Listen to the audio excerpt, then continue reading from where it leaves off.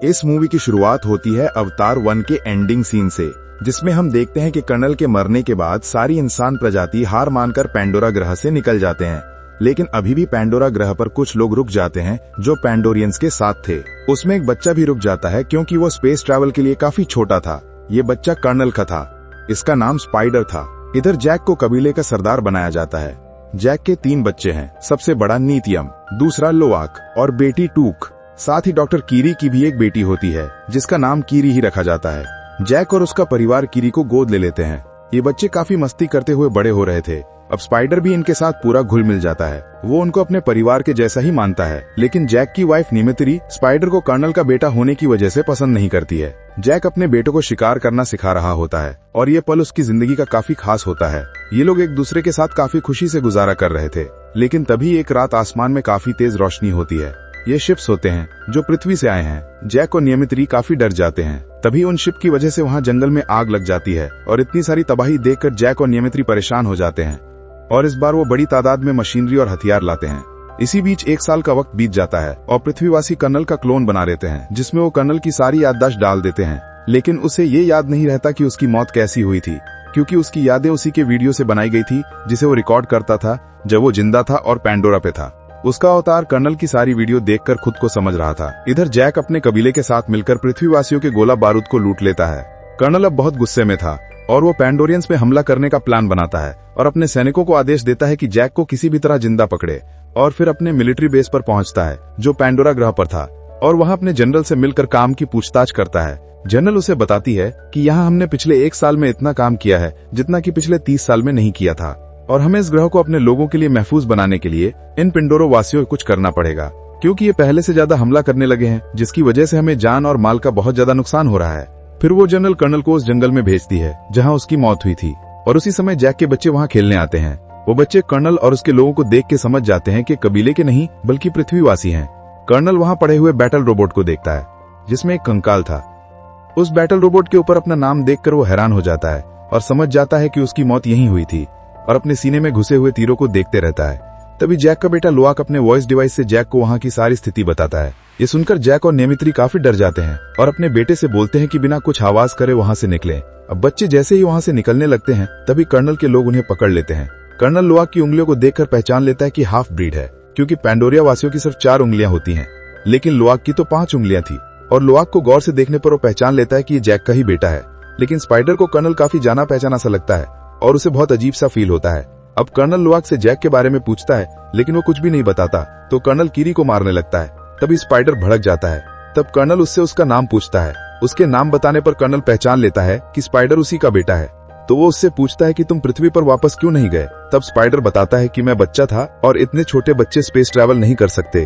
अब colonel general को अपनी लोकेशन भेजता है और बैकअप बुलाता है। उसी दौरान कर्नल अपने रोबोट सूट से एक रिकॉर्डेड वीडियो चलाता है। वो एक बैटल सीन था और तब उसे पता चलता है कि उसकी मौत आखिर कैसे हुई थी। अब कर्नल बैकअप के आने का इंतजार कर रहा था। तभी वहां जैक और नियमित्री आ जाती हैं और वहां पे उनकी और कर्नल की टीम के साथ लड़ाई होती है। इसमें जैक अपने बच्चों को बचा लेता है और वो लोग वहां से चले जाते हैं, पर एक धमाके की वजह से स्पाइडर बेहोश हो जाता है और कर्नल उसे अपने साथ ले जाता है। स्पाइडर के जाने से कीरी बहुत रोती है, लेकिन जैक उसकी हिम्मत बांधता है। दूसरी तरफ जनरल स्पाइडर को टॉर्चर कर रही थी कि वो जैक और उसके कबीले का पता बता दे, लेकिन स्पाइडर कुछ भी बताने से मना कर देता है। स्पाइडर को देखकर कर्नल बहुत इमोशनल हो जाता है और वो उस टॉर्चर को रोक देता है और वो जनरल से बोलता है कि ये मुझे जानता है और मैं इससे उनका पता निकालता हूँ। जनरल को बात समझ आती है और वो कर्नल से बोलती है कि ये अब तुम्हारा बेटा नहीं है और वहाँ से चली जाती है। दूसरी तरफ जैक अपनी पत्नी से कहता है कि उन्हें अब ये जगह छोड़नी पड़ेगी, क्योंकि स्पाइडर अब उनके कब्जे में है और वो उससे इस जगह का पता उगलवा लेंगे। लेकिन नीत्री वहां से जाने के लिए मना कर देती है, पर जैक उसे समझाता है कि वो लोग यहाँ पर हम दोनों के लिए ही आए हैं। अगर हमने ये जगह नहीं छोड़ी तो वो सारे कबीले को और हमारे बच्चों को मार देंगे। इस बात को समझते हुए जैक को गले लगाती है और वहां से जाने के लिए तैयार होती है। और इधर स्पाइडर जैक से बात करने आता है। वो स्पाइडर को अपने लॉकेट देता है, लेकिन स्पाइडर वो लॉकेट फेंक देता है क्योंकि वो अपने पिता से बहुत नफरत करता है।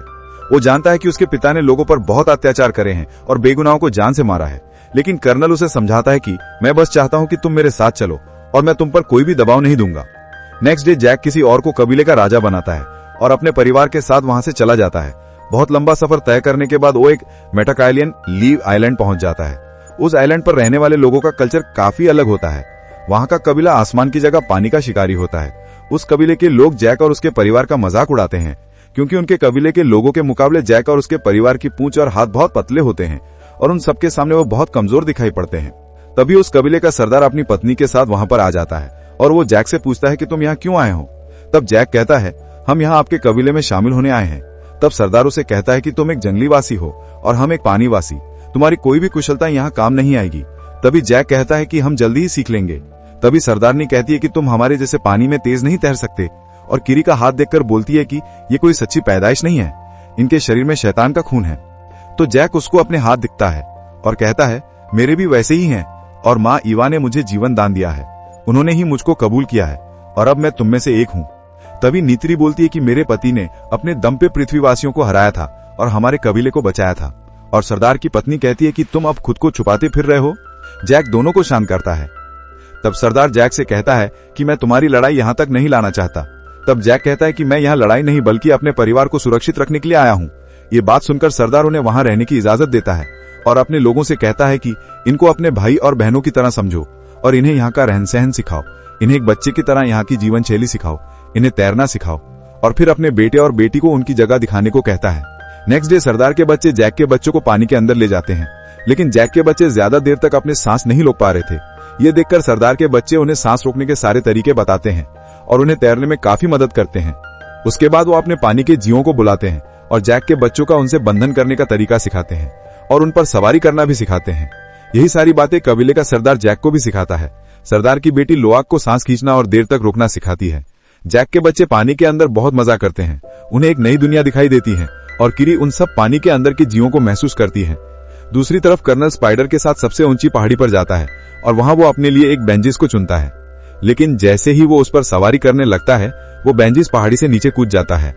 कर्नल के लोगों को लगता है कि अब कर्नल नहीं रहा और वो उसे छोड़कर वहां से जाने लगते हैं और तभी कर्नल बेंजिस की सवारी करते हुए वहां आ जाता है। अब उस बेंजिस ने कर्नल के साथ बंधन जोड़ लिया था। इधर सरदार के लड़के किरी को छेड़ रहे थे, तभी नीतियम और लोआक उनको बहुत मारते हैं और तभी जैक वहां आकर अपने लड़कों को ले जाता है और लोआक को उनकी माफी मांगने के लिए भेजता है। जैक नीतियम से पूछता है कि क्या तुमने उन्हें बहुत मारा? तब नीतियम कहता है हाँ। ये बात सुनकर जैक उससे कहता है ये अच्छी बात है। नीतियम उनका जवाब सुनकर मुस्कुराता है और वहां से चला जाता है। लोआक उन लड़कों से माफी मांगता है और सरदार के लड़के उसे माफ करते हैं और साथ चलने के लिए कहते हैं। वो लोग गहरे समंदर में शिकार करने जा रहे थे। लोआक उनकी बात मानकर उनके साथ जाता है। वो थ्री ब्रदर पहाड़ी के पास जाकर लोआक को एक आवाज निकालने को कहते हैं। लोआक वैसे ही करता है, लेकिन सरदार के बच्चे लोआक से छुपकर वहां से चले जाते हैं।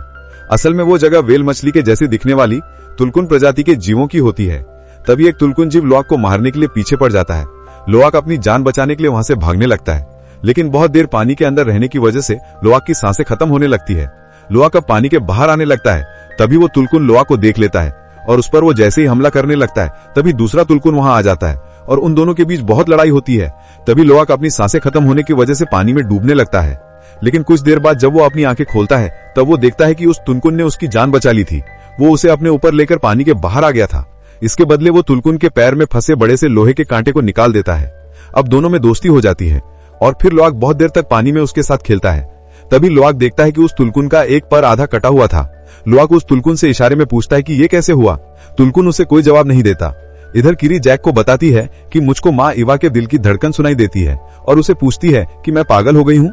तभी नीतेम वहां पर सरदार के बेटे को लेकर आता है और दिन भर की सारी बात बताता है। वो लोग अब लोआक को ढूंढने निकलते हैं। इधर लोआक उस तुलकुन को वापस भेजकर घर लौट आता है और वो सारी अपनी गलती बताकर सरदार के बेटे को बचा लेता है, जिसकी वजह से अब दोनों में काफी अच्छी दोस्ती हो जाती है। अगले दिन सरदार के बच्चे लोआक से पूछते हैं कि तुम आखिर वहां से कैसे निकल कर आए।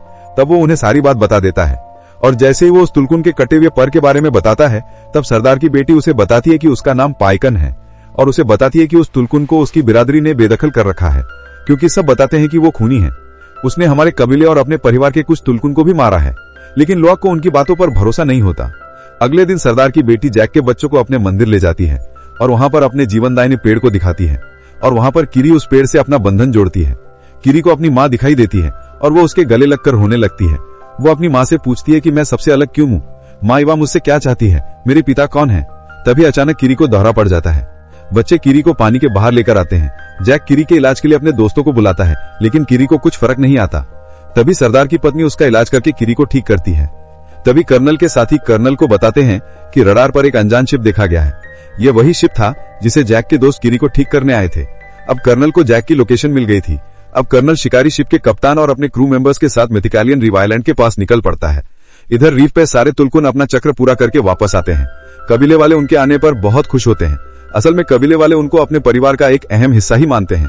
तुलकुन की सरदार अपने बच्चे को लोनल को दिखाती है। वो बहुत खुश होती है कि उसको भी बच्चा होने वाला है।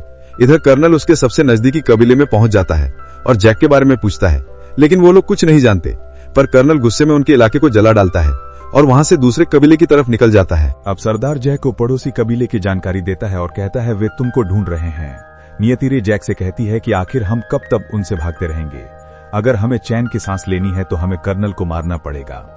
इधर कर्नल आसपास के सारे कबीले को जैक के बारे में पूछता है, पर उसे कुछ नहीं पता चलता, तो वो अपना प्लान बदल देता है और जो शिप का कप्तान चाहता था कि वो टुलकुन का शिकार करे, उसे इजाजत देता है। अब लुआक पाइकन के पास पहुंच जाता है और उससे कहता है कि मैं तुम पर भरोसा करता हूं, तुम भी मुझ पर भरोसा करो और तुम्हारे साथ क्या हुआ था वो मुझे बताओ। तभी उसके साथी उसको देख लेते हैं। लुआक पाइकन के मुंह में जाता है और उससे बंधन जोड़ता है। अब लुआक को पाइकन के बारे में सब पता चल जाता है। उसे पता चलता है कि पाइकन ने अपने परिवार को बचने के लिए ही सब कुछ करा था। यहाँ कबीले के सरदार को पता चलता है कि लुआक पाइकन के पास गया था। वो उसे डांट लगता है और कहता है कि टुलकुन पहले खतरनाक दरिंदे हुआ करते थे, पर बहुत ज्यादा मारकाट करने के बाद उन्होंने दरिंदगी छोड़ दी और शांति को ही अपने कबीले का नियम बना दिया था। पर पाइकन ने उनके नियम को तोड़ दिया और काफी दरिंदगी दिखाई तो उसे बिरादरी से निकाल दिया। अब लुआक उसे सच बताने की कोशिश करता है, लेकिन जैक उसकी बात को बीच में ही काट देता है। इधर सरदार की टीम टुलकुन के सरदार पर ही ट्रैकर लगा देते हैं, क्योंकि वो अपने बच्चे की वजह से तेज नहीं तैर सकती थी। उस शिकारी शिप का कप्तान और उसके लोग बड़ी ही बेरहमी से उसको मार देते हैं और उसे अपने शिप पर लेकर आते हैं। वहां वो उसके अंदर का सारा तरल निकाल लेते हैं। वो कप्तान कर्नल को बताता है कि ये तरल पेंडोरा का सबसे कीमती खजाना है और इसी से सारे मिशन का खर्चा निकलता है। उस एक टुलकुन के तरल की कीमत लगभग 600 करोड़ रुपए है। इधर कबीले के लोगों को टुलकुन के सरदार की लाश मिलती है और कबीले के सरदारनी बहुत रोती हैं और कहती हैं कि ये मेरी आत्म बहन थी। वो काफी गुस्से में थी और वो लड़ाई का ऐलान कर देती हैं, लेकिन जैक उनको समझाता है कि अगर तुम उनसे लड़े तो वो तुम्हारा सब कुछ तुमसे छीन लेंगे, तुम्हारे लोगों को भी। और उन सबको ट्रैकर को दिखाकर बोलता है कि अगर किसी को भी ऐसा कोई हथियार टुलकुन पर दिखाई दे तो मुझे बताओ, मैं इसको बंद करना जानता हूँ, जिसकी वजह से टुलकुन की जान बच सकती है। कबीले के सरदार को जैक की बात सही लगती है और वो अपने लोगों से कहता है कि ये बात सारी टुलकुन को बता दो। तभी जैक नियतिरी से बोलता है कि वे लोग टुलकुन का नहीं बल्कि हमारा शिकार करने आए हैं।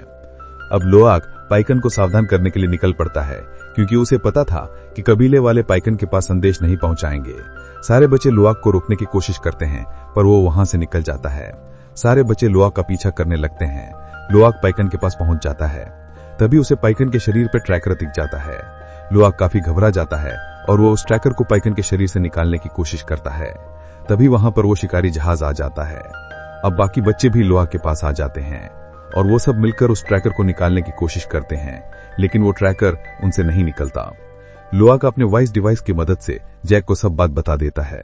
यहाँ जैक कबीले के सरदार को भी बता देता है। अब सब कबीले वाले अपने हथियार लेकर बच्चों की तरफ निकलते हैं। इधर कर्नल उन बच्चों को टुलकुन के पास देखकर बहुत खुश होता है। बहुत कोशिश के बाद बच्चे ट्रैकर को निकाल देते हैं और वहां से भाग जाते हैं। वो समुद्र के अंदर छुप जाते हैं और पाइकन भी बचकर निकल जाता है। कर्नल अब छोटे सबमरीन्स पानी के अंदर छोड़ देता है। वो सब सबमरीन्स जाल डाल के सरदार की बेटी और टुक को पकड़ लेते हैं। लुआक भी उन्हें छुड़ाने की कोशिश में पकड़ा जाता है। स्पाइडर लुआक को बंधा हुआ देखकर बौखला जाता है, पर वहां के सैनिक स्पाइडर को अंदर ले जाते हैं। कर्नल उन बच्चों को बाहर डेक पर बांध देता है और जैक को अकेले आने के लिए कहता है। वो जैक को बच्चों को मारने की धमकी देता है। जैक भी सरेंडर करने को तैयार हो जाता है। इधर पाइकन को पानी के अंदर से जैक जहाज पर दिखाई देता है। लुआक को बंधा हुआ देखकर पाइकन बौखला जाता है और वो लुआक को बचाने के लिए शिप पर कूद जाता है। वहां पाइकन को तबाही करता देख शिप का कप्तान उसकी शिकार करने आ जाता है। पाइकन को वहां लड़ता हुआ देखकर कबीले वाले भी लड़ाई में शामिल हो जाते हैं। कप्तान पाइकन पर रॉकेट छोड़ देता है, लेकिन वो उस रॉकेट को अपने सर से दूर फेंक देता है और वो रॉकेट शिप पर फट जाता है। ये देखकर कप्तान हैरान हो जाता है। अब उन सब में काफी भयंकर लड़ाई हो जाती है। कबीले वाले अपने दुश्मनों का डटकर सामना करते हैं। इधर किरी जीवनदायिनी पेड़ के साथ बंधन जोड़कर कर्नल के सबमरीन्स को तबाह कर देती है, जिसको देखकर सरदार के बच्चे बड़े हैरान होते हैं। शिप के अंदर स्पाइडर भी शिप के कंट्रोलर को तोड़ देता है। उससे शिप एक चट्टान को जाकर टकरा जाता है। कप्तान पाइकन को पकड़ने के लिए उस पर एक हथियार छोड़ देता है। सरदार अब पाइकन पर दूसरे हमले के लिए तैयार था। तभी पाइकन शिप पर कूद जाता है और कप्तान के हाथ को उस तार में फंसा लेता है। अब पाइकन एक जोरदार झटका लगाकर उस तार को खींच लेता है और इसमें कप्तान का हाथ टूटकर अलग हो जाता है, जैसे कप्तान ने कभी उसका पैर काटा था। कर्नल के मरने के बाद शिप का क्रू वहां से निकलने की तैयारी करता है। इधर किरी जैसे ही पानी के बाहर आती है तब कर्नल उसे उठाकर शिप पर लाता है। टुक और सरदार की बेटी उसे बचाने के लिए वापस शिप पर जाते हैं। कर्नल टुक को पकड़ लेता है। शिप पर कर्नल नियतिन को भागते हुए गोली मार देता है। बच्चे बड़ी मुश्किल से उसे टापू पर ले आते हैं, पर वो बच नहीं पाता। उसे मरा हुआ देखकर नियतिन पागल हो जाती है और बहुत रोने लगती है। कर्नल जैक के वॉइस डिवाइस पर बात करते हुए बताता है कि उसकी बेटी टुक उसके कब्जे में है। जैक नियतिन को संभलने को कहता है और बोलता है कि हमें किसी भी हालत में टुक को बचाना है। तभी नियतिन अपने धनुष उठाकर अपने बेंचेस पर बैठकर शिप की तरफ निकल जाती है। जैक सबसे बचकर शिप पर पहुंच जाता है। वो वहां एक जोरदार धमाका करता है। दूसरी तरफ नियतिन अपने रास्ते में आने वाले हर किसी को मार देती है। उसका रौद्र रूप देखकर स्पाइडर भी डर के मारे छुप जाता है। इधर जैक छुपके से टुक को छुड़ा लेता है, पर कर्नल किरी के गले पर नाखून रखकर उसके सामने आता है और कहता है कि तुम नहीं चाहोगे कि आज तुम्हारी एक और औलाद नहीं मारी जाए। जैक अपने हथियार नीचे डाल देता है। अब स्पाइडर भी कर्नल को रोकने की कोशिश करता है, पर कर्नल उसे भी रुकने के लिए कहता है। तभी नियतिन स्पाइडर को पकड़कर उसके गले पर नाखून रख देती है, लेकिन कर्नल ऐसा दिखाता है कि उसे स्पाइडर की कोई परवाह नहीं है। तभी नियतिन स्पाइडर के छाती पर नाखून से वार कर देती है। ये देखकर कर्नल तुरंत किरी को छोड़ देता है। अब वो सब लोग वापस जाने लगते हैं। तब कर्नल कहता है कि मैं वापस जरूर आऊंगा और तुम अपनी सारी जिंदगी इसी डर में जियोगे। ये सुनकर जैक कर्नल पर हमला कर देता है। इधर पानी के अंदर नियतिन और बच्चों को आग घेर लेती है और वो लोग वापस शिप पर आकर दूसरी तरफ से निकलने की कोशिश करते हैं। तभी पानी का बहाव टुक को शिप के अंदर ले जाता है। नियतिन भी शिप के अंदर कूद जाती है। शिप पानी में डूब जाती है। स्पाइडर और किरी सतह पर आ जाते हैं। इधर पानी के अंदर जैक कर्नल का गला दबाकर उसे बेहोश कर देता है। उसे लगता है कि कर्नल मर गया। तभी वो खुद भी सांसें टूटने की वजह से डूबने लगता है। तभी लोआग जैक को बड़ी मुश्किलों से एक चेंबर में ले आता है, जिससे जैक को सांस आ जाती है। दूसरी तरफ नियतिन और टुक भी एक चेंबर में फंस जाते हैं और जहाज एक गहरे अंधेरे में डूबने लगता है। उसी समय किरी वहां पर चमकने वाले जीवों को बुला लेती है और वो पूरे जहाज में उन्हें भेज देती है। वो टुक और नियतिन को जहाज के बाहर निकाल लेती है और उधर लोआग पाइकन की मदद से जैक को भी बाहर निकाल लेता है। अब पाइकन उन सबको एक टापू पर छोड़ देता है। स्पाइडर भी कर्नल को पानी के बाहर निकाल लेता है। कर्नल अभी भी जिंदा है। कर्नल स्पाइडर को अपने साथ चलने के लिए कहता है, लेकिन स्पाइडर जैक और उसके परिवार के पास चला जाता है। कर्नल अपने बेंचेस पर बैठकर वहां से चला जाता है। सब कबीले वाले नितियम को आखिरी विदाई देते हैं। नितियम को आखिरी विदाई देते समय जैक पूरी तरह से टूट गया था। वो सरदार से कहता है कि हम कल यहाँ से चले जाएंगे, लेकिन सरदार उसे कहता है कि तुम अब हमारा परिवार हो, क्योंकि अब तुम्हारा बेटा हमारे देवताओं के पास है। अब जैक और नियतिन जीवनदायिनी पेड़ से अपना बंधन जोड़ती हैं और वो नितियम के साथ के सुनहरे पलों को याद करते हैं। ये मूवी यहीं समाप्त हो जाती है।